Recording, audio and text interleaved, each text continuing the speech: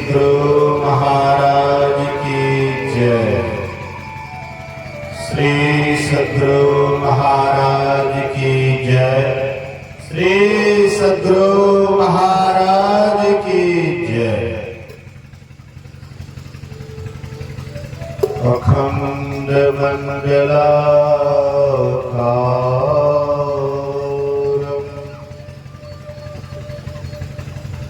व्याप्तं येन चराचरं तत्पदं दर्शितं येन तस्मै श्री गुरुवे नमः। धन्य धन्य सतगुरु सुखद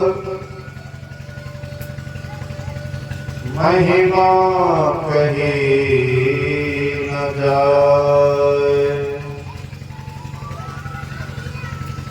जो कुछ कहा तुम्हारी कृपा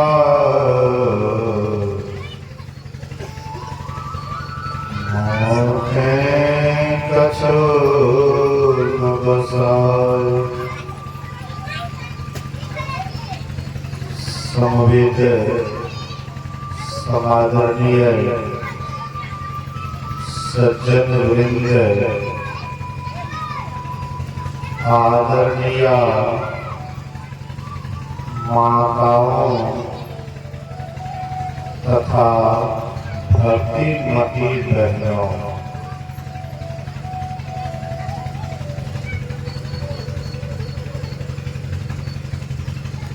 दो दिवसीय संतमत सत्संग का आयोजन परम श्रद्धेय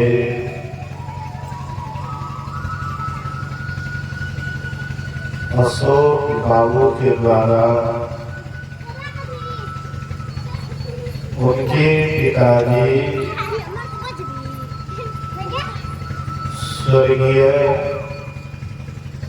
महेश्वर बाबू, उनके श्राद्ध क्रिया के अवसर पर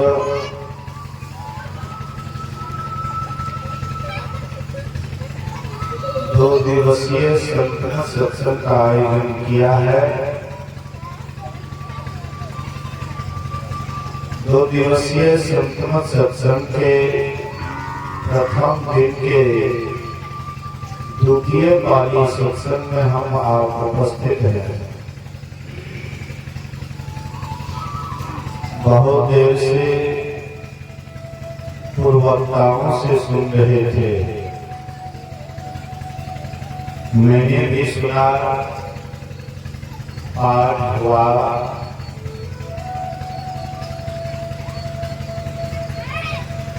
जब भगवान श्री राम सीता जी के खोज में जंगल जंगल भटक रहे थे, उसी के क्रम में जटायु तीर्थ अंतिम श्वास गिन रहा था। जब हम आप अंतिम श्वास गिनते हैं, उस समय में किसका नाम लेना चाहिए? बेटा का या बेटी का या माता पिता का? किसका नाम लेना चाहिए?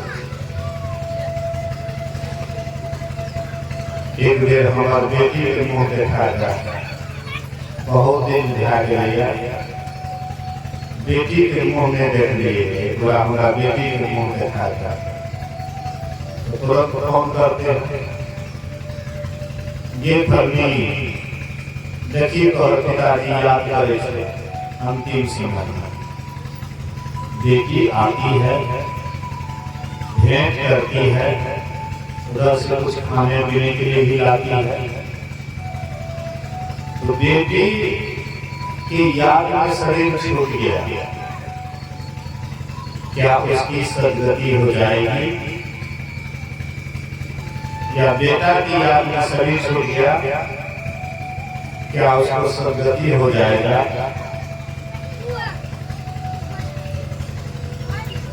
संसार में किसी की भी याद में अगर आपका शरीर छूटेगा तो आपकी दुर्गति हो जाएगी। सदगति एक प्रभु परमात्मा के ही स्मरण से होती है, लेकिन प्रभु परमात्मा का स्मरण नहीं होता। क्यों नहीं होता है? तो सब दिन हम बेटा बेटी धन संपत्ति जमीन जायदाद मकान दुकान में दिमाग लगाते हैं। अंतिम समय में जो भगवान पर दिमाग लगाएंगे उसमें दिमाग को बदल नहीं जाएगा, दिमाग तो वही रहेगा, मन तो वही रहेगा। जो मन अभी है, अभी हम आप स्वस्थ शरीर में हैं, सुंदर पोशाक में हैं, शरीर हम आपका तंदुरुस्त है। इस समय में हमें भगवान का स्मरण नहीं आता है। जब शरीर हमारा रोगी हो जाएगा, जब हम अस्वस्थ हो जाएंगे, उस समय क्या भगवान का याद आएगा? याद कीजिए थोड़ा सा। जब हम आपका शरीर स्वस्थ रहता है, उस समय में कोई भी काम करते हैं तो मन से करते हैं, बहुत अच्छा लगता है करने में। जब आपकी तबीयत खराब हो जाती है, तब जब आप कोई काम करते हैं तो आपका मन नहीं लगता है काम करने में, क्योंकि अस्वस्थ हालत में है, शरीर में दर्द है, परेशानी है। तो उस परेशानी में हम आप कोई भी काम ठीक से नहीं कर पाते, तो परमात्मा की भक्ति कैसे कर पाएंगे? जब हमारा स्वास्थ्य ठीक रहता है तो संसार का काम हो या कोई भी काम हो, हम बहुत बढ़िया से करते हैं। शरीर अस्वस्थ हो जाएगा तो हम उसमें कैसे बढ़िया से करेंगे? प्रभु परमात्मा की भक्ति भी जब हम आपका शरीर स्वस्थ रहता है, स्वस्थ शरीर में जब भक्ति करते हैं, ये आदत पड़ जाता है। भक्ति करते करते आदत लग जाती है, और आदत लगने पर शरीर अस्वस्थ भी हो जाता है। आदत लगा रहता है तो आपको ख्याल बना रहता है, तब उस समय में भी परमात्मा का स्मरण होता है। जटायु गिद्ध को अंतिम श्वास जब गिन रहे थे तो प्रभु का स्मरण क्यों हो रहा था? क्योंकि जटायु गिद्ध जब स्वस्थ शरीर में थे तब भी परमात्मा की भक्ति करते थे, परमात्मा का भजन करते थे। परमात्मा की भक्ति करने के ही कारण वे अपने शरीर को शरीर नहीं समझे, पर उपकार के कारण अपने शरीर को दान कर दिए। जब रावण सीता जी को उठा कर ले जा रहे थे तो सीता असहाय हालत में थी, और उस समय में हाय राम हाय लक्ष्मण वह जंगल में पुकार रही थी कि हाय राम हाय लक्ष्मण बचाओ बचाओ। ये आवाज को सुन करके कोई स्त्री रुदन कर रही है, रो रही है। जटायु गिद्ध के मन में होता है क्या कौन इस समय में पुकार रही है? शायद कोई स्त्री के ऊपर विपत्ति आया है, संकट आया है। ये जाकर के देखते हैं तो देखते हैं कि हमारे मित्र की पुत्र वधू है। बोलिए श्री सद्गुरु महाराज की जय। महाराज दशरथ और जटायु में मित्रता थी, तो मित्रता हमारे महाराज दशरथ और जटायु गिद्ध में मित्रता होने के कारण देखते हैं कि हमारे ही मित्र की पुत्र वधू तो रावण हर करके ले जा रहा है। इसीलिए जटायु गिद्ध रावण से कहते हैं, दुष्ट रावण तुम ये क्या कर रहे हो, ये तुम्हें शोभा नहीं देता है। किसी आंवला कोई स्त्री का इस तरह से अकेले में हर करके ले जाना, अरे ले ही जाना था, सीधे राम के सामने जाते, उनसे युद्ध करते और उनको परास्त करके तब लेकर के जाता। राम को कहीं भेज दिया बुला के पीछे, और तुम चोरी चोरी करके ले जा रहे हो, ये ठीक काम नहीं है। इसे सीता को छोड़ दो, नहीं तो तुमको युद्ध करना पड़ेगा। रावण कहता है, अरे तुम जानते हो ना मैं कौन हूं, जब मैं चलता हूं तो पृथ्वी कांपती है, स्वर्ग जाता हूं देवी देवता थर-थर कांपते, हमारे आज्ञा का पालन सब करते हैं, और तुम नहीं जानते हो। बोले कि अरे इतना ही अगर तुम्हें घमंड है अपने बल पर, तो तुमने चोरी क्यों की, पराई स्त्री को हाँ इस तरह से हर क्यों लिया। दोनों में ऐसे बात की युद्ध होता है, बाद में दोनों में युद्ध भी शुरू हो जाता है। कुछ देर के लिए तो रावण को भी मूर्छित कर दिए, ऐसा उन्होंने चोंच मारा कि रावण भी कुछ देर के लिए मूर्छित हो गया।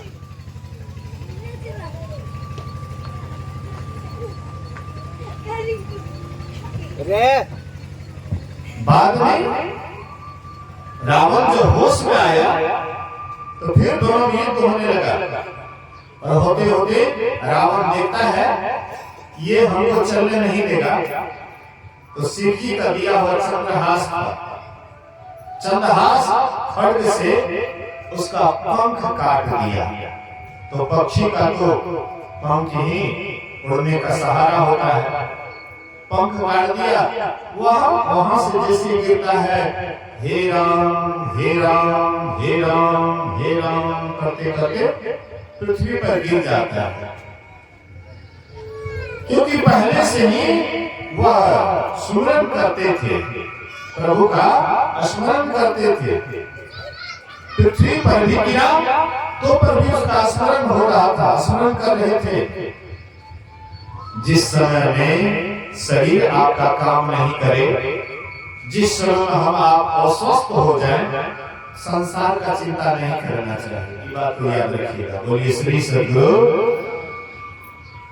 जिस समय में हम आपका शरीर बेकाम हो जाए, कोई काम का नहीं रहे, जब हम बिछावन धर लेते हैं उस समय में कोई दिमाग नहीं लगाना चाहिए। लेकिन हम लोग बहुत दिमाग लगाते उस समय में, बहुत लगाते। एक शेर जी था, शेर जी जब मरने लगा, हाँ शेर जी मरने लगा, दम टूटने वाला था, तो शेर जी कुछ बोलना चाह रहा था, कुछ बोलना चाह रहा था, बोलने के लिए उतावला हो रहा था। तो उसका बेटा सोचा, लगता है कि हमारे पिताजी कोई अनमोल खजाना बताने वाले हैं, कोई अनमोल खजाना बताने वाले हैं। इसलिए डॉक्टर से बोले कि जितना पावर का सुइया लगेगा लगाइए पिताजी को, हो सकता है हमारे पिताजी कोई अनमोल खजाना बताए, जितना पावर का लगेगा लगाइए, जो पैसा लगेगा देंगे, लेकिन हमारे पिताजी के मुंह में आवाज आना चाहिए। डॉक्टर तुरंत कई लाख पावर का सुइया इंजेक्शन डालता, जैसे सुइया देता है शरीर में ताकत आया, और कहता अरे मेरे तरफ क्या देखते हो, मेरे तरफ क्या देखते हो, नहीं देखते हो, बछड़ा झल खा रहा है, बछड़ा झल बछड़ा झल बछड़ा झल जैसा दम फूट गया। बोलिए श्री सद्गुरु। मेरे तरफ क्या देख रहा है, मैं देख रहा हूं बछड़ा झल खा रहा है। देखिए अंतिम समय में कैसा ख्याल है, बछड़ा झल। हम आपका कहां ख्याल रखा है अंतिम समय में, संसार के ही प्रति, परिवार के ही प्रति, बाल बच्चा के ही प्रति। एक गुरु महाराज जी के अच्छे सत्संगी थे, पूर्णिया डिस्ट्रिक्ट में एक गुरु महाराज के बहुत अच्छे सत्संगी थे, बराबर सत्संग ध्यान करते थे, लेकिन जब मरने का समय आया, मृत्यु के समय में उसके मन में होता है, ओह सब काम तो किए, एक काम नहीं कर पाए। कौन काम? तो खैर का बगीचा नहीं लगा पाए। एक समय में खैर का बहुत चलती था, खैर का दाम भी था, बहुत चलती भी था, लोग घर में खैर लगाते थे, खैर का फूटा खंभा लगाते थे। आज तो उसका कोई खास महत्व नहीं है, फिर भी उस समय में, जिस समय में वह सत्संगी था, उस समय में उसका बढ़िया चलती था। तो कहते हैं उसके मन में यह विचार आया कि हम खैर का बगीचा नहीं लगा पाए। यही याद में उसका शरीर छूट गया, खैर का वृक्ष नहीं लगाए, इसी याद में उसका शरीर छूट गया। तो जहां आशा वहां बासा। मरते समय में जिधर का आप आशा कीजिएगा, बासा वहीं होगा। ख्याल जिधर का होगा, भगवान का आशा होगा तो भगवान के पास बासा होगा, संसार का आशा होगा तो संसार का बासा होगा। हम जिधर भी ख्याल करें, तो शेर जी जो बोल रहा था बछड़ा झाड़, कहाँ गया शेर? गाय के पेट में बछड़ा बना दिया, क्योंकि बछड़ा तो क्या था, मरने पर बछड़ा। इसी तरह से सत्संगी खैर वृक्ष पर उसका ख्याल था, शरीर छोड़ता है, खैर वृक्ष में चला जाता है। 4-5 साल के बाद उसका पुत्र, उस सत्संगी का पुत्र गुरु महाराज जी का निमंत्रण दिए कि हुजूर, हाँ बरखी में पुण्यतिथि में हुजूर सत्संग कर दिया। तो गुरु महाराज जी आए, सुबह का सत्संग हुआ, और उसके बाद गुरु महाराज जी उनके बाड़ी की तरफ निकले टहलने के लिए। उसका जो बाड़ी था, बाड़ी की तरफ चले टहलने के लिए। एक पतला सा खैर का वृक्ष था, पतला सा वृक्ष था। गुरु महाराज जी गए और वृक्ष को पकड़ लिए, गुरु महाराज जी रोने लग गए। वह घर वाला, उसका बेटा आता है, कहते हुजूर हमारी सेवा में क्या त्रुटि हो गई, आप इस तरह से क्यों आंख से आंसू बहा रहे हैं? तो गुरु महाराज जी कहते हैं कि तुमसे कोई त्रुटि नहीं है, तुम्हारे पिता से त्रुटि हो गई, गलती हो गई। तो हुजूर क्या गलती हुई? तो शरीर छोड़ते समय उसको खैर वृक्ष का याद रह गया, इसीलिए हमारे पर यही खैर वृक्ष में चला आया है, इसलिए इसको काटना मत। अपनी ही आयु से जिस दिन ये सूख जाए, उस दिन इसको सूखने दे देना, इसको काटना नहीं। तो देखिए ख्याल हम आपका कहाँ रहता है शरीर छोड़ते समय में। अभी हम सत्संग में हम लोगों का मन नहीं लगता, सत्संग हम लोगों का मन लगता है। कुछ यहाँ पर जो बैठे हुए हैं टेम्पररी बैठे हुए हैं, की करवे ये मेहमानी आ बाबा सत्संग क्या अच्छा बैठ जैसे, हाँ मतलब वैसा मन में जिज्ञासा नहीं है, लेकिन अब आए हैं मेहमानी तो चलिए सत्संग में बैठ जाते हैं, ये टेम्पररी सत्संगी। लेकिन अंदर से अगर लगन है सत्संग के प्रति, ध्यान के प्रति, तो ये सत्संग और ध्यान के बिना नहीं रहते। सत्संग ध्यान के बिना जिनको लगन लग जाता है, उनको सत्संग ध्यान के बिना नहीं रहा जाता है। जैसे हम आप अन्न के बिना नहीं रह पाते, भोजन के बिना नहीं रह पाते। जब तक भोजन नहीं मिलता है तब तक हम आप सत्संग में बैठ कर सुना अगरबत्ती को बात नहीं सर। बोलिए श्री सद्गुरु। तो हम आपका ख्याल कहाँ लगा रहता है? संसार में ही बराबर लगा रहता है। अब कभी कहीं सत्संग हुआ तो जाकर के बैठ गए, तो ये ख्याल टिकता नहीं है, क्योंकि ख्याल हमारा सत्संग में रहता नहीं है, लेकिन कहीं होता है तो जाकर के सुन लेते हैं। ये पूरा सत्संग वाला ख्याल नहीं है। लेकिन जिसको अंदर से सत्संग करने का जिज्ञासा होता है, उनको सत्संग के बिना नहीं रह जाता है। तो सुबह शाम हाँ 2 समय कम से कम स्तुति विनती करते हैं, 3 समय ध्यान करते हैं। मैं सब पढ़े लिखे नहीं थे, लेकिन फिर भी सत्संग के प्रति उसको बहुत लगाव था, बहुत प्रेम था। साधु से बड़ा लगाव था, बड़ा प्रेम था। अंतिम समय में उसका कहाँ ख्याल था, मैं तो नहीं था, लेकिन जो नजदीक में होंगे उसको पता होगा कि उसका ख्याल कहाँ था। इसलिए संत महात्मा कहते हैं कि जीते जी सत्संग ध्यान से इतना लगाव करो, इतना लगाव करो कि अंतिम समय में कोई ख्याल नहीं रह करके केवल सत्संग ध्यान का ख्याल नहीं। लेकिन ये कब होगा? जीते जी होगा। इसलिए कबीर साहब कहते हैं, साधु भाई जीवत ही करो आशा, साधु भाई जीवत ही करो आशा। हे साधु भाई, साधु भाई से मतलब हम आप ऐसा नहीं सोचे कि जो साधु वाला कपड़ा पहनते हैं, वेशभूषा बनाए हैं, तो कबीर साहब उसी से कहते हैं, ऐसी बात नहीं। जो सत्संगी हैं, जो ध्यान करते हैं, साधना करते हैं, उसी को साधक कहते हैं, साधु कहते हैं। कहते हैं साधु भाई जीवत ही करो आशा। जीते जी आशा करो, मतलब जीते जी प्रभु परमात्मा से लगन लगा लो, प्रभु परमात्मा से प्रेम करो। लेकिन हम लोग ऐसा करते नहीं, जीते जी संसार से प्रेम करते हैं। अंतिम समय कहते अच्छा, अंतिम में जब मारा लगवे न, भगवान के नाम ले ले। जन्म जन्म मुनि जतन कराही, अंतराम मुख आवत नाही।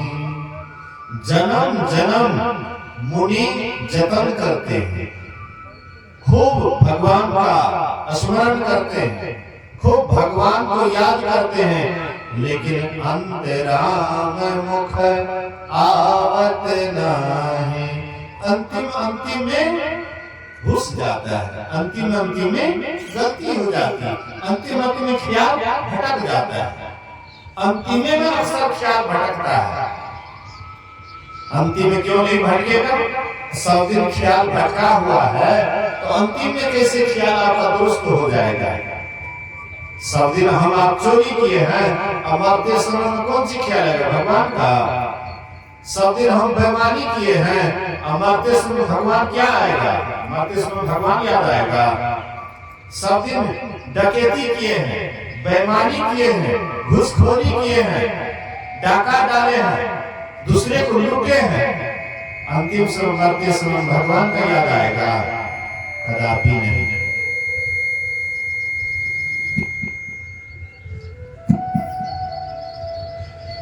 बोलिए श्री सद्गुरु। अंतिम समय में उसी को याद आएगा जो जीते जी खूब याद करेंगे, भगवान का स्मरण खूब करेंगे, उसी को मरते समय भगवान का याद आएगा। अब आप दिन रात घर परिवार की बात करते हैं। कौन है जी? जब भागो यहाँ से, हल्ला मत करो। बोलिए श्री सद्गुरु। बैठिए बैठिए बैठिए बैठिए बैठिए, कुछ देर सत्संग जब तक हो बैठना चाहिए। देखिए देखिए, मतलब संसार का काम धाम ऐसे ही चलता है, लेकिन ये काम कुछ देर के बाद ये समाप्त हो जाएगा, फिर सत्संग आपको नहीं मिलेगा, और वो काम तो आपको बराबर लगा हुआ रहेगा जीवन भर। महेश्वर बाबू का श्राद्ध क्रिया हो जाएगा, उसके बाद दूसरे का श्राद्ध में होगा, तीसरे का नहीं होगा। ये तो संसार में होते रहेगा, लेकिन ये काम जल्दी नहीं होता है। सत्संग ध्यान ये काम जल्दी नहीं होता है, बड़ा भाग्य से काम होता है। बड़े भाग पाइए सत्संगा, अबेरे ही प्रयास हो ही भंगा। तो बड़ा भाग्य से काम लेता है, इसको हाथ से मत जाने देना। ध्यान से सुनिए, शुरू से अंत तक सुनिएगा, तब कुछ आपके समझ में आएंगे। बहुत काल करे सत्संगा, तब हो ही संशय भ्रम भंगा। बहुत सत्संग कीजिएगा, तब आपके शंका का समाधान होगा। तो मैं कह रहा था कि जीते जी जिसका आप विशेष ख्याल कीजिएगा, मरते समय वही ख्याल आएगा। एक बूढ़ी माई शरीर छोड़ रही थी, मर रही थी, तो बूढ़ी माई का दम तोड़ने वाली थी। तो कुछ सत्संगी लोग आए, कहते हैं ए बूढ़ी मैया, हाँ कहीं गुरु महाराज, जय गुरु महाराज, जय गुरु महाराज। तो बुढ़िया नाम नहीं लेती थी, तो सीताराम सीताराम कही, तो ये बुढ़िया नहीं कहती थी। कहते ऐसे नहीं कहते, हल्ली के जो दुल्हा है ओकर नाम सीताराम छिए, ओकरा बुला के लाओ, मर्दों में कम से कम हाँ नाम भगवान की ले लिए, तो वो घर जमाए रहे, ओकरा बुला के लावे। कल के ही एकरा चिन्है छियै छियै, कल के हम चिन्है नहीं छियै, ई भोखली के दुल्हा नहीं छियै, ई भोखली के दुल्हा नहीं छियै, हम नहीं चिन्है छियै। मतलब देखिए, तो जो जन्म भर जीवन भर जो काम आप हम करते हैं, मरते समय वही काम का याद आता है। वेदानंद बाबा कहते थे कि एक व्यक्ति बहुत बढ़िया बगीचा लगाया, लीची आम, हाँ सुंदर बगीचा, खूब दूर तक बगीचा लगाया। और जब उसमें मंजर आ गया, हाँ फल देने वाला हुआ, मंजर आ गया, एक आदमी क्या किया, रात में उठे, कुल्हाड़ी लिए, एक तरफ से सबको काट दिया। और सोचिए जो बगीचा लगाए थे उनको कितना दर्द हुआ होगा।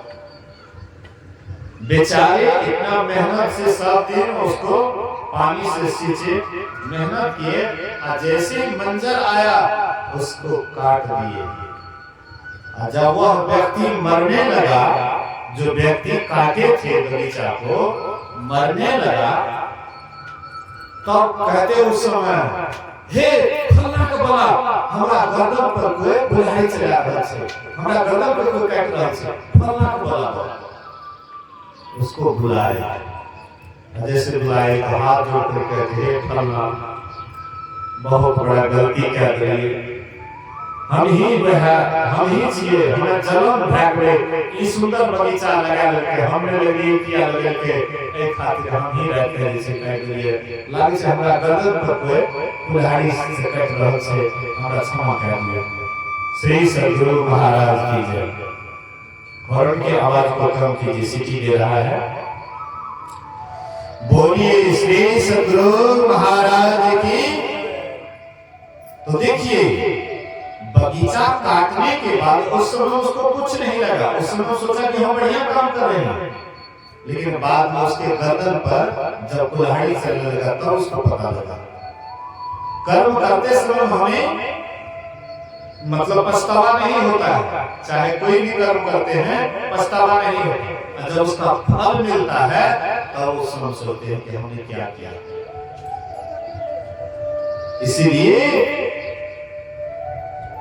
राजा भरत, जिसके नाम से भारतवर्ष पड़ा है, ये जो देश का नाम भारत है, जिसके नाम पर भारतवर्ष पड़ा है, राजा भरत, जब उसका चौथापन आ गया तो राजपाट दे करके राजा भरत चले गए जंगल, और जंगल जा करके ध्यान करने लगे, तपस्या करने लगे, सत्संग ध्यान में पूरा जीवन बिताने लगे, एकांतवास करने लगे। और वहां रहते रहते एक दिन संजोग से ध्यान से उठे। जिस समय हम ध्यान से उठते हैं सत्संग से उठते हैं, उस समय हमारे अंदर में दया का भाव अधिक होता है। नहीं, या मान लीजिए ध्यान सत्संग जो नहीं करते, ध्यान सत्संग नहीं करते, लेकिन सो करके जब उठते हैं उस समय दया का भाव विशेष रहता है। सुबह सुबह भिक्षाटन कहते हैं करने के लिए, मांगने के लिए जाना चाहिए, तो सुबह में जाना चाहिए। आप कहिएगा कि ऐसा क्यों? तो सुबह में जैसे सो करके उठता है उसका मन बिल्कुल साफ सुथरा होता है, निर्मल होता है। सो करके जगने पर मन बिल्कुल साफ रहता है। और उस समय किसी के यहाँ चले जाइए तो तुरंत वह भिक्षाटन दे देंगे, तुरंत चंदा दे देंगे। यही काम आप शाम में जाइएगा, कहेंगे अभी जाइए, आप मेरे यहाँ अभी क्यों आए हैं, अभी तो समय है। शाम में धीरे धीरे भर दिन जो काम धंधा करता है, चारों तरफ का टेंशन रहता है, दिमाग खोपड़ी भरा हुआ रहता है, इसलिए उस समय आपको जल्दी नहीं देंगे। वही सुबह के समय जाइए, वही आदमी तुरंत आपको निकाल करके दे देंगे, क्योंकि सुबह में दिमाग बिल्कुल खाली रहता है। सो करके उठते हैं तो ध्यान भी हम आप जो करते हैं उस समय बिल्कुल दिमाग खाली रहता है। ध्यान क्यों करना चाहिए? दिमाग को खाली करने के लिए। हम आप सोचते हैं ध्यान क्या की हेते, मन करला से की है छे।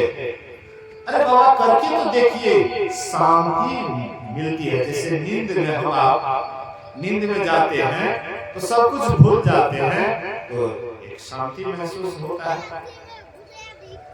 वैसे ही ध्यान में जब जाते हैं तो हम सब कुछ भूल जाते हैं, एक शांति महसूस होती है।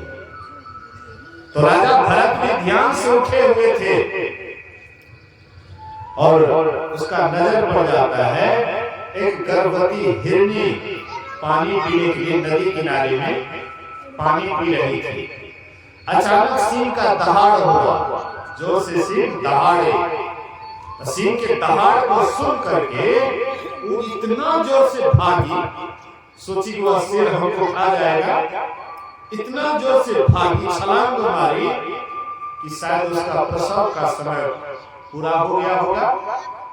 उसी समय में उसका छलांग मारते समय में उसका प्रसव पानी में ही हो जाता है। तो वह तो किसी तरह से भाग गई सिंह के डर से, लेकिन वह बच्चा पानी में बह रहा था। गर्भ जो गिरा तो बच्चा पानी में बह रहा था। राजा भरत देखा, ओहो ये बच्चा तो पानी में डूब जाएगा, मर जाएगा। आहा कितना प्यारा बच्चा है। वह बच्चा को पानी से उठा करके लाए, साफ सुथरा करके अब बच्चा का लालन पालन करने लगे। धीरे धीरे वह बच्चा से उसका स्नेह बढ़ जाता है, प्रेम बढ़ जाता है, और दिन रात वही बच्चे के ही ख्याल में रहते थे। उसका ध्यान सत्संग धीरे धीरे छूट गया, अब बच्चे में ही दिन रात उसका ख्याल लगा रहता था। होते होते बच्चा बड़ा हो गया। बड़ा होने के बाद उसको मोह हटा देना चाहिए कि चलो भाई अब ये बड़ा हो गया, अब जंगल में कहीं जाए या कुछ करे। लेकिन उसके दिमाग में यही बैठा रहता था कि हो न हो कोई शेर इसको खा न जाए। देखो तो कितना सुंदर बच्चा है। पालतू हिरनी था, हिरण का बच्चा था, इसीलिए उनके ही कुटिया में अगल बगल रहते थे। देख कर ही बड़ा आनंदित होता था।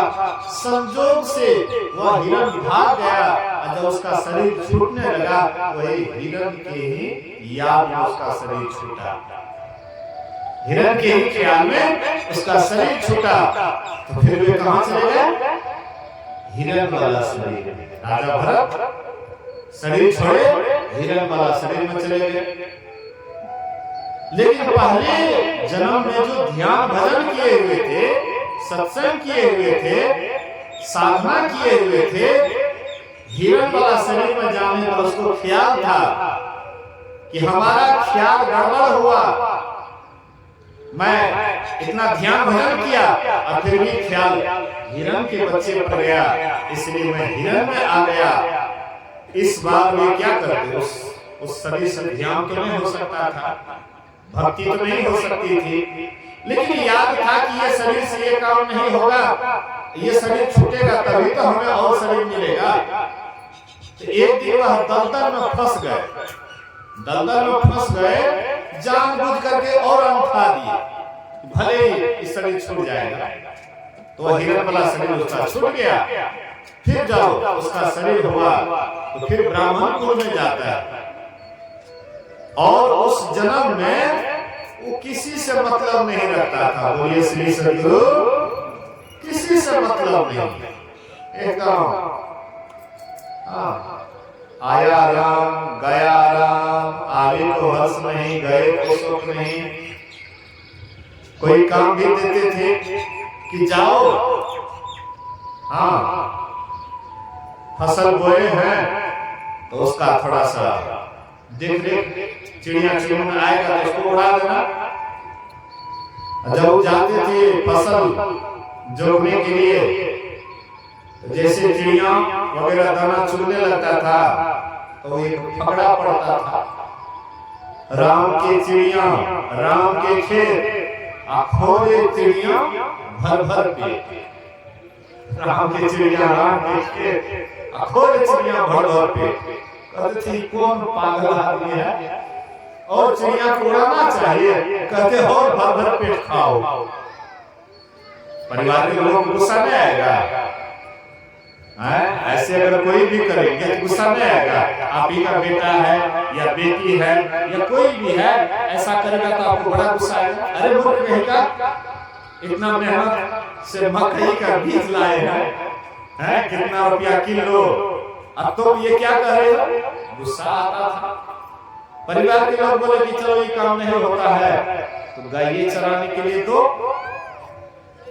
गाय चराने के लिए जंगल भेज देते थे। अब किसी का फसल खा रहा है तो खा रहा है, आइए हम देख रहे हैं, मतलब कोई इसको गम नहीं,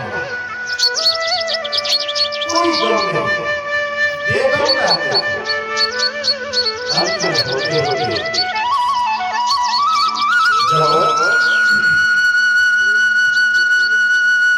में होते होते परिवार के लोग कहते हैं और खेती का काम इसको लोग करेंगे, घर का काम नहीं होता, खेती वाला काम दो। और खुद आगे उसको कि जाओ खेती को प्लेन कर दो, यहाँ पर वहाँ खाना है उसको प्लेन कर दो। अब जहाँ तक कोड़ने लगते थे, अब उसी को कोड़ते पूरा कोड़ देते थे और वह खाना खा देते थे। ये कोई काम का नहीं। माँ बाप जब तक रहा तब तक तो किसी तरह से चला, लेकिन भैयारी भैंसा किसी अब जब भी जन्म है तभी माँ बाप मर गया, उसको घर से निकाल दिया। उनको कौन कहते हैं फालतू का, तो रोटी दूसरे का कमाया हुआ खाते हो, चलो निकलो घर से, उसको कोई डर नहीं, घर से भी निकाल दिए। जहाँ कहीं भी जाते थे, कोई खाने के लिए कह देता था तो खा लेते थे, एकदम भगवान के ध्यान कहीं पर बैठ जाते थे, मस्ती से एकदम ध्यान करते थे।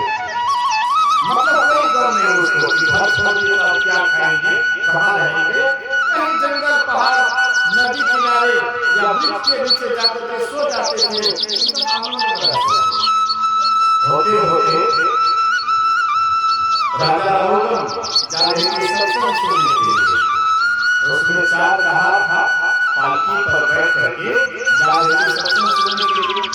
4 कहा था, एक कहा का तबियत खराब हो गया, बुखार लग गया, बहुत जबरदस्त बुखार लग गया, बेचारे चलने से लाचार हो गए। तो राजा कहते हैं कि भाई क्या हुआ? बोले ये कहा बहुत जबरदस्त बीमार पड़ गया, चलने से लाचार है, भाई जरा कहाँ ले आओ। और जंगली रास्ता है, लोग दिखाई नहीं पड़ता था, होते होते वही जल भर जो जंगल में एकदम आराम से बैठे हुए थे ध्यान में, परमात्मा के ध्यान में थे। तो जाकर एकदम धड़क और निर्वस्त कहीं पर पड़े हुए। वो कहा कहता है, अरे भाई चलो उठो, उठ गए, चलो भाई राजा रावण का पालकी धोना है। कहा तो चल दियो, तो महात्मा भी गाड़ी वाला गुस्सा आ रहा है। अरे तू नहीं देखता है कि हम महात्मा है, नहीं देखते हो, हम तो काफी होने के लिए साथ देंगे, साथ देंगे, भाग देंगे, खाक हो जाओ। लेकिन ये महात्मा नहीं, ये अंदर से महात्मा थे, बाहर वेशभूषा महात्मा का नहीं था, लेकिन अंदर से पहुंचे हुए महापुरुष थे। बोले सम्मान से मतलब होता है, अपमान से मतलब। चल दिए, पालकी उठाने के लिए बोले उठा दिए, आज जैसे चलने लगे तो देख कर रास्ता देख कर के जाते हैं, आगे बढ़ा गया। हम आप जब चलते हैं तो ताकते हैं कहीं रास्ता चलते हैं, कहीं किसी का थोड़ा वो बढ़िया गाड़ी वाला जब एक्सीडेंट कैसे करता है, गाड़ी चलाता है तो आगे उसका ध्यान नहीं रहता है। हम लोग कभी बार-बार बसते हैं, आगे वाला आता है सीधा डायरेक्ट मेरे गाड़ी में लगता हूँ टुकड़ा देगा, हम ही पड़ा साइड करके चलो भाई, नहीं वो साइड हुआ तो हम ही साइड हो जाते हैं। आखिर गाड़ी का टक्कर होगा तो दोनों को लगेंगे, तो काहे के लिए जानबूझ कर जोखिम लेंगे, अपने जानबूझ कर साइड हो जाते हैं। देखिए लोग ठुकरा जाते हैं, ठुकराते क्यों, ध्यान उसका भटक जाता है, चलता है कहीं, देखता है कहीं, सोचता है मन में कहीं कुछ, इसलिए ऐसा दुर्घटना अक्सर इसी तरह से घटती है। तो ये जो मतलब जा रहे हैं रास्ता को देखते हुए जा रहे हैं, जहाँ देखते हैं लंबा चीटी का कतार लगा हुआ, चीटी का लंबा लाइन लगा है, जहाँ चीटी का लंबा लाइन देखते थे तो चीटी के ऊपर पैर न पड़ जाए, अर्थात मेरे पैर से हिंसा न हो जाए, तब जाते कूद जाते। राजा जो बैठे हुए थे, अरे भाई ठीक से चलो तुम लोग, काहे से चलते हो, बड़ा दिक्कत हो रहा है, कष्ट हो रहा है, ऐसे काहे चलते हो। और कहा तीन कहा महाराज हम लोग ठीक ठाक चाल में चलते, लेकिन ये नया कहा जो आया है यही ठीक से नहीं चलता। हाँ राजा रघुवीर कहते हैं भाई तुमको दिखाई नहीं पड़ता है, तुम नहीं जानते हो कि हम राजा हैं, अब मैं जा रहा हूँ, अब तुम जो पालकी हो रहे हो तो ठीक से चलो ना जी, ऐसे तड़पते हो, हाँ तो हमको जरकीन लगता है। वह कहता है जड़ भर उसमें उसका मौन टूट जाता है। जड़ भर कहता है अरे भाई तुम तो पालकी पर बैठ करके जा रहे हो, हम तो पैदल जा रहे हैं, तो पैदल जा रहे हैं तो हम तो रास्ते देख करके जाते हैं कि कहाँ कौन सा जीव है, इसको नहीं पड़े पैर उसकी हिंसा ना हो, हाँ इसीलिए मैं भी कोशिश करता हूँ, प्रयास करता हूँ मेरी गाड़ी के नीचे कोई जीव जंतु नहीं दबाए। मैं तो देखता हूँ जैसे पालतू कोई जीव जंतु है मैं उसको बचाने का खूब प्रयास करते हैं, और जो पालतू जीव नहीं है उसको जानबूझ करके निकाल देते हैं। ऐसा देखने आता है कोई दिल्ली क्रॉस किया, एक टेम्पो वाला बोल रहे थे कि हम जब जा रहे थे रास्ते से दिल्ली क्रॉस कर गया, हाँ मतलब जब आंसू हो गया, दिल्ली क्रॉस कर गया, हाँ तो हम क्या किए, तो टेम्पो जो है उन्हें लेकर गया दिल्ली के साथ के निकल गए,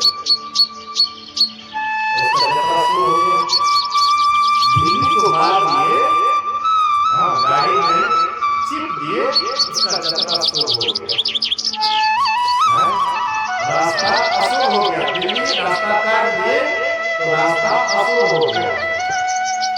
ऐसी ऐसी सोच लोग रखते हैं, उसको बचा दिए और आपका यात्रा शुरू हो जाएगा और आपका रास्ता शुरू हो जाएगा। अगर सबके प्रति आपका दया भाव है वो आपको बचाएंगे, कहीं घटना होने वाली होगा वो जीव आपकी रक्षा करेंगे। इसको आप दया भाव से देखिएगा, वो आपको दया भाव से देखेंगे। आप दुश्मनी भाव से देखिएगा किसी को, ये भी आपको दुश्मनी भाव से देखेंगे। आप किसी को गाली देते हैं तो उल्टा करके गाली देता है कि नहीं देता है? किसी से झगड़ा करते हैं तो उल्टा करके झगड़ा करता है कि नहीं करता है? वैसे आप किसी से दुश्मनी कीजिएगा, ये भी आपसे दुश्मनी करेंगे। तो हम काहे दुश्मनी बोले? कोशिश रखना चाहिए। अनजान में आपसे कोई गलती हो जाए तो अलग की बात है, लेकिन अपना कोशिश करना चाहिए कि हमसे कोई गलती जानबूझ के नहीं। कोई दूसरी गलती आए तो उसको बचा करके चलिए, कोशिश कीजिए कि वो बच जाए। अगर ऐसा कीजिएगा, दया भाव नहीं मन में मुकरा क्या देखा दर्पण में। अगर आपके हमारे हृदय में दया का भाव नहीं है तो फिर तो ये जीवन बेकार है। मनुष्य में ही दया होता है और जीव जंतु कहाँ होता है? तो दया धर्म रखना चाहिए। तो जब हम कहते हैं भाई तुम तो पालकी पर बैठ करके जा रहे हो, मैं तो पैदल जा रहा हूँ, और जहाँ पर जीव जंतु आदि हैं पैर के नीचे पड़ जाएगा तो हिंसा हो जाएगी। इसलिए मैं देख करके चलता हूँ। भाई अरे कौन महात्मा को लगा दिया पालकी घोड़े में, रखो नीचे रखो, पालकी नीचे रखो। पालकी नीचे रखा गया, कहते हैं महाराज आप कौन हैं? आप कौन है महाराज? आप अपना परिचय दीजिए।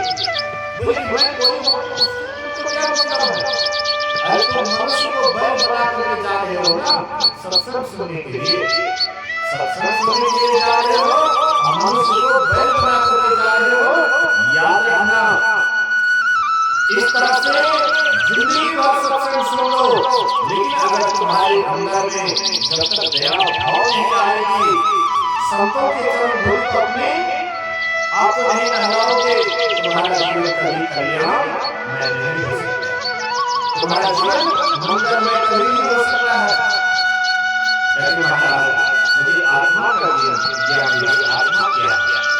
वही जड़ है राजा रघुवर को आत्मा का ज्ञान दीजिए। कहने का आशय मतलब है कि संत महात्मा कहते हैं कि सभी छोटे समय में ख्याल प्रभु में लगा करके रखना चाहिए। जो सत्संग बराबर करते हैं, ध्यान बराबर करते हैं, प्रभु का स्मरण बराबर करते हैं, उसी का शरीर जब छूटता है और उसका ख्याल परमात्मा में लगा करके रखना।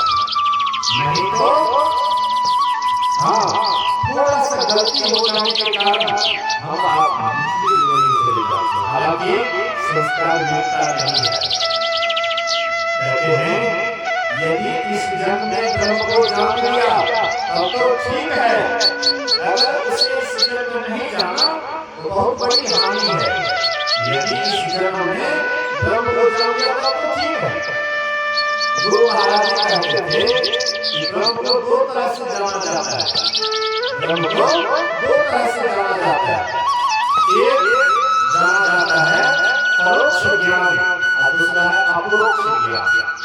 परोक्ष ज्ञान मतलब सुन करके, जैसे सत्संग हम आते हैं, सत्संग वचन को सुनते हैं, ब्रह्म के संबंध में सुनते सुनते ब्रह्म का निर्णय हो जाता है कि ब्रह्म कैसा है।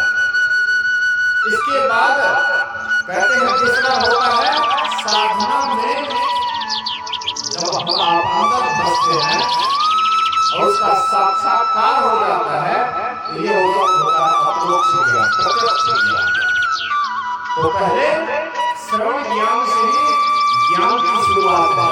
चार प्रकार का ज्ञान है, एक है श्रवण ज्ञान, दूसरा है मनन ज्ञान, तीसरा है निध्यासन ज्ञान और चौथा है अनुभव ज्ञान।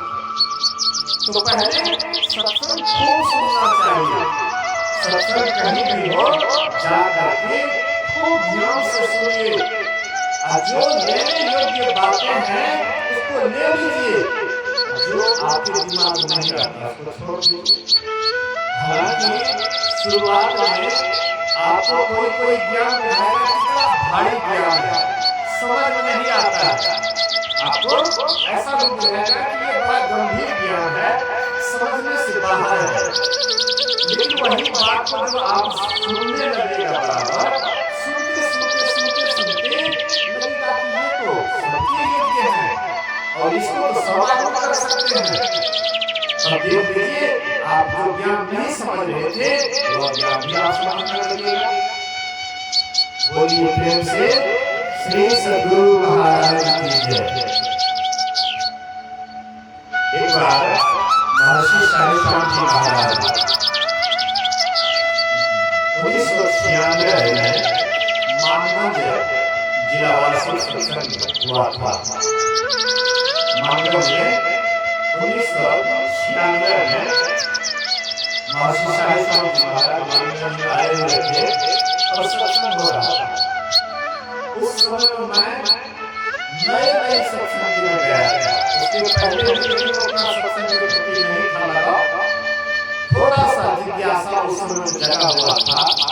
गए सत्संग में क्योंकि समझ नहीं पा रहे थे कि बाबा क्या बोल रहे हैं, बल्कि उस समय आवाज बढ़िया था, टनाटन आवाज अच्छा था, जो भी बात बोलते थे पूरा फ्रेश आवाज निकलता था। लेकिन सत्संग में जो बराबर नहीं जाते थे पहले, उस समय समझ नहीं आया। उस समय बड़ा भारी बुझाया, ज्ञान बहुत गंभीर है, बड़ा भारी है। लोग बहुत आदमी संतों के ज्ञान से नहीं जुड़ते हैं, क्यों? ये संतों को बड़ा गंभीर ज्ञान देते हैं। हाँ, बहुत गहरा ज्ञान। और सब में जैसे है उस सब समझ में आ गए थे, लेकिन संतों के ज्ञान समझ में नहीं आ रहा भारी ज्ञान। लेकिन मैं आपको एक बात याद दिलाता हूँ कि जो बात आप कभी नहीं सुने हैं, वो बात आपको भारी जरूर बुझाता है। कोई स्कूल में जब विशेष गंभीर पढ़ाई होती है, विशेष कड़ा पढ़ाई होता है, उसमें विद्यार्थी जाना नहीं चाहता कि विद्यार्थी चाहे स्कूल पढ़ाए थे, टीचर बहुत अनुशासित करे थे, वो स्कूल में विद्यार्थी नहीं जाना चाहता। लेकिन गार्जियन सोचता है इसका हित वही जाने लगता है। हाँ, जहाँ पर कड़ा पढ़ाई होता है वहाँ जब विद्यार्थी रहेगा तो एकदम शिष्टाचार में रहेगा और शिक्षक की बात को सुनते सुनते बहुत नीचे विद्यार्थी रहेगा। ऐसे संतों का ज्ञान शुरुआत में आपको बड़ा भारी दिखाएगा, लेकिन जब आप बराबर सत्संग में जाने लगेगा, बराबर सुनने लगेगा, तब लगेगा कि अरे भाई तो कोई विशेष भारी नहीं है, करते करते हल्का हो जाता है। करत करत अभ्यास के जन्मति हो तो सुजान, रसनी आवत जात के सिर पर निशान। जाओ कठोर पत्थर के ऊपर कोमल रस्सी जब बराबर आती जाती है, उस पर भी मतलब रहना बन जाता है। हम आप मनुष्य हैं कि अगर कोई ज्ञान को सुनेंगे तो धीरे धीरे क्यों नहीं समझेंगे, लेकिन समझने का हौसला होना चाहिए कि हाँ हम इसके जिज्ञासु हैं। गुरु महाराज जी पहले संतों के ज्ञान से प्रभावित हुए, तो गुरु महाराज अपनी जिज्ञासा के साथ हीरालाल के पास जाते थे। 12 बजे रात को 3 बजे रात को वहां से लौट करके आते थे। 2-3 घंटा गुरु महाराज जी बराबर संतों के ज्ञान की चर्चा बराबर करते थे। करते करते 2-3 महीना जो बराबर सत्संग किए, तब गुरु महाराज जी को ये ज्ञान फंसा, दिमाग में अटका। तब गुरु महाराज जी कहते हैं कि आप हमको दीक्षा दे दीजिए, यह ज्ञान हमारे को समझ में आ गया है, आप हमको ज्ञान दीक्षा दे दीजिए। तो धीरालाल कहते हैं कि मैं गृहस्थ और आप बैरागी, आप सन्यासी, हम आपको कैसे दीक्षा देंगे? गुरु महाराज कहते हैं कि आप तो मनुष्य हैं, अगर मैं कुत्ता से भी अगर प्रभावित हो जाऊं तो कुत्ता को भी गुरु बनाने के लिए तैयार हूं। आप तो मनुष्य हैं, फिर भी तैयार नहीं हुए। हमारे मित्र हैं भागलपुर मायागंज में, आप उनके पास जाइए, वही आपको यह ज्ञान बताएंगे। तो गुरु महाराज जी को चिट्ठी दिए ये गए वहां भागलपुर मायागंज, वकील साहब राजेंद्र बाबू से भेंट हुई। राजेंद्र बाबू वकील साहब सच्चा जिज्ञासु देख करके गुरु महाराज को संत का युक्ति बतला दी। ध्यान का क्रिया बतला दिया। गुरु महाराज ने ध्यान करने लगे। बाद बाबा गुरु साहब से भेंट हुई। बाबा गुरु साहब को क्रिया बतलाए। मेरे कहने का ये आशय है कि जिसको हम आप नहीं समझते हैं वह ज्ञान भारी हो जाता है, लेकिन समझते समझते जब समझ में आ जाता है तब वह हल्का हो जाता है। इसलिए रघुपति भक्ति का कठिनाई, जो भक्ति नहीं करते हैं, भक्ति वाला रास्ता नहीं चलते हैं, उसको ये भक्ति बड़ा कठिनाई हो जाता है। लेकिन बाद में वही सुलभ हो। जैसे कोई काम आप नहीं किए हैं, नया नया करेंगे तो सुलभ हो जाएगा। बोले कि जब हम शुरू में महात्मा पढ़े थे तो गए गोपाल घाट गए तो कहते हैं कि भोजन बनाओ, आटा सानो, आटा सानने लगे, आटा दिया उसमें पानी बेसी दे दिए तो हो गया पूरा गीला। उसके बाद बोले नहीं किया जरा पानी डाल दिया और ऊपर से आटा दो, फिर से मिलाओ, उसको गीला बना कर इसी तरह से आटा साने। उसके बाद कहते हैं कि इसको गुड़िया बना करके बेलना पर करके बेल लो। बोले कि जैसे हम गुड़िया बना करके बेलना पर दिए और उसको जब चलाए तो भारत का नक्शा बन गया। तो शुरुआत में रोटी बनाई तो टेढ़ा मेढ़ा हो गया। वही रोटी जब बराबर देने लगेगा तो धीरे धीरे आप बहुत सुंदर रोटी देंगे। तो प्रत्येक काम में ऐसे ही है। संतों का ज्ञान भी थोड़ा गंभीर तो है, लेकिन जब आप अभ्यास कीजिएगा धीरे धीरे आपके लिए बड़ा सुलभ हो जाएगा और तब आपको करने में भी आनंद बुझाएगा। भजन करने में बड़ा आनंद बुझाएगा। भजन में हो आनंद बरसत विसर्ज अभी के बादल भीजत है कोई संत। भजन में हो आनंद भजन बड़ा आनंद होता है। इसलिए सबको समय से ध्यान करना चाहिए। आइए अब हम लोग आगे चलेंगे। बोलिए प्रेम से श्री सद्गुरु महाराज की जय।